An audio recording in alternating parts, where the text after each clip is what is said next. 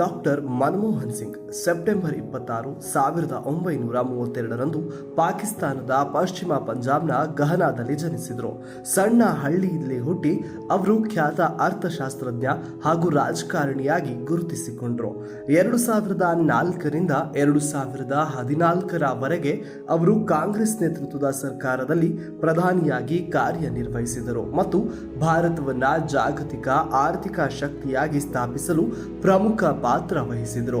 ಪ್ರಧಾನಮಂತ್ರಿ ಹುದ್ದೆಯನ್ನು ಅಲಂಕರಿಸಿದ ಮೊದಲ ಸಿಖ್ ವ್ಯಕ್ತಿ ಕೂಡ ಮನಮೋಹನ್ ಸಿಂಗ್ ಆಗಿದ್ದಾರೆ.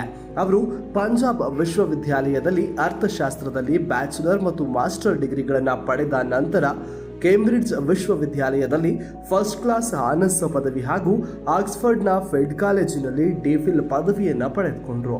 ರಾಜಕಾರಣದ ಕ್ಷೇತ್ರದಲ್ಲಿ 1971ರಲ್ಲಿ ವಾಣಿಜ್ಯ ಸಚಿವಾಲಯದಲ್ಲಿ ಆರ್ಥಿಕ ಸಲಹೆಗಾರರಾಗಿ ತಮ್ಮ ಪಯಣವನ್ನು ಆರಂಭಿಸಿದರು.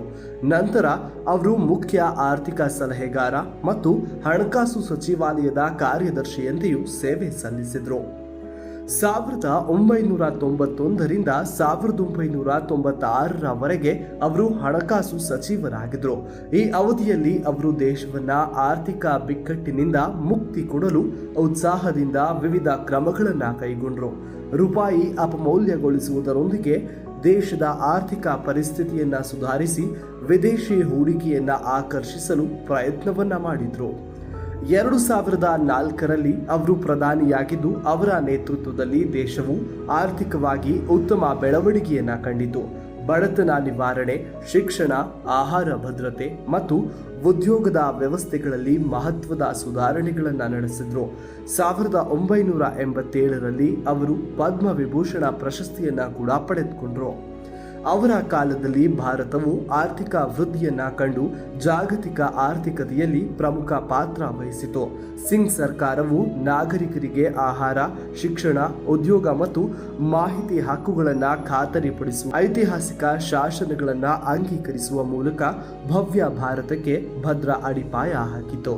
ಈ ಮೂಲಕ ಅವರ ನಾಯಕತ್ವವು ಜಾಗತಿಕ ಆರ್ಥಿಕತೆಯಲ್ಲಿ ಪ್ರಮುಖ ಆಟಗಾರನಾಗಿ ಭಾರತದ ಪಾತ್ರವನ್ನು ಗಟ್ಟಿಗೊಳಿಸಿತು.